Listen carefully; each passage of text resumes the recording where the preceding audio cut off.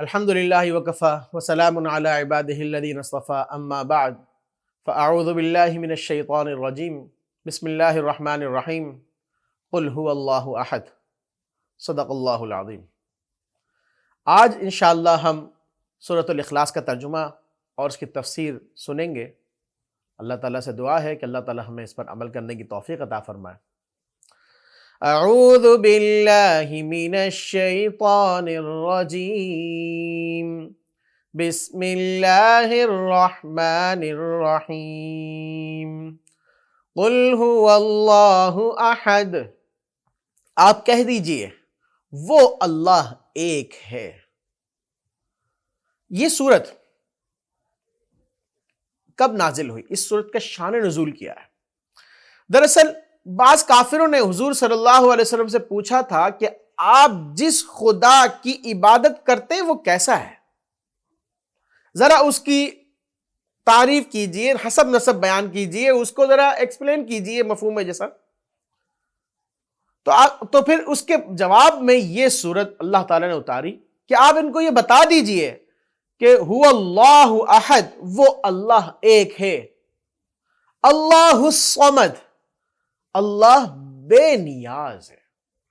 حضرت مفتی تقی عثمانی صاحب نے اپنے آسان ترجمہ قرآن میں اس کا ترجمہ بہت ہی بہترین فرمایا۔ حضرت نے لکھا کہ بے نیاز کے لفظ سے صرف ایک معنی واضح ہوتے ہیں صمد کے، کہ اس کو کسی کی ضرورت نہیں، کسی بھی چیز کی بھی ضرورت نہیں، کسی انسان کی بھی ضرورت نہیں، کسی بھی چیز کی اس کو ضرورت نہیں۔ لیکن صمد کے جو اصلاً معنی ہیں عربی مفہوم کے اعتبار سے وہ یہ ہے کہ اس کو تو ٹھیک ہے کسی کی ضرورت نہیں، لیکن دوسرے سارے لوگوں کو اس کی ضرورت ہے۔ سارے لوگ اپنی ضرورتوں کے لیے اسی کی طرف رجوع کرتے ہیں۔ اللہ اکبر۔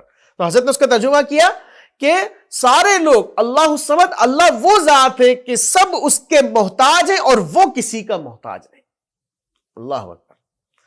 لم یلد ولم یولد، لم یلد ولم یولد، اور اللہ وہ ہے کہ جس کی نہ کوئی اولاد ہے اور نہ وہ کسی کی اولاد ہے۔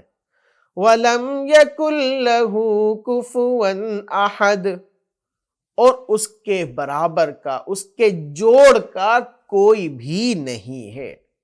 یعنی کوئی بھی ایسا نہیں جو کسی بھی معاملے میں اس کا ہمسر ہو، اس کے برابر ہو یا اس کی طرح کچھ کر سکتا ہو، نعوذ باللہ، کوئی بھی اس کی طرح نہیں۔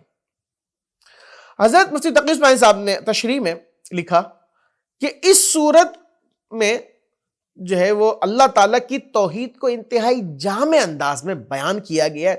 پہلی آیت میں یہ تردید کی گئی ہے ان لوگوں کی جو ایک سے زیادہ خداؤں کے قائل ہیں، اور دوسری آیت میں تردید کی گئی ہے ان کی جو اللہ کو ماننے کے ساتھ ساتھ کسی اور کو مشکل کشا، حاجت روا مانتے ہیں۔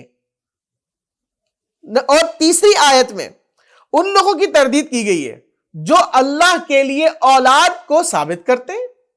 بہت سے لوگ ہیں کہ وہ کہتے ہیں کہ جو ہے وہ اللہ کی فلاں جو ہے وہ اللہ کا بیٹا ہے، تو اس طرح جو ہے وہ لوگ کہتے ہیں۔ چوتھی آیت میں یہ ہے کہ کچھ ان لوگوں کی تردید کی گئی جو اللہ کی صفت میں سے، صفات میں سے کسی بھی ایک صفت کے بارے میں یوں کہتے ہو کہ اس صفت میں فلاں بھی شریک ہے، یا یہ والی صفت جو ہے فلاں لوگوں کے پاس ہے۔ جیسے مجوسیوں کے بارے میں جو ہے وہ حضرت نے لکھا کہ انہوں نے کہا کہ بھائی روشنی کا خالق کوئی اور ہے، اندھیرے کا خالق کوئی اور ہے، برائی کا خالق کوئی اور ہے، اچھائی کا خالق کوئی اور ہے۔ حالانکہ ایسا کوئی نہیں، صرف اور صرف وہ اللہ کی ذات ہے جو تمام کے تمام کائنات کا خالق و مالک ہے۔ اللہ تعالی ہمیں شرک سے بچنے کی توفیق عطا فرمائے اور اس طرح کے معاملات سے ہمیں جو ہے وہ دور رہنے کی توفیق عطا فرمائے۔ وآخر دعوانا ان الحمدللہ رب العالمین۔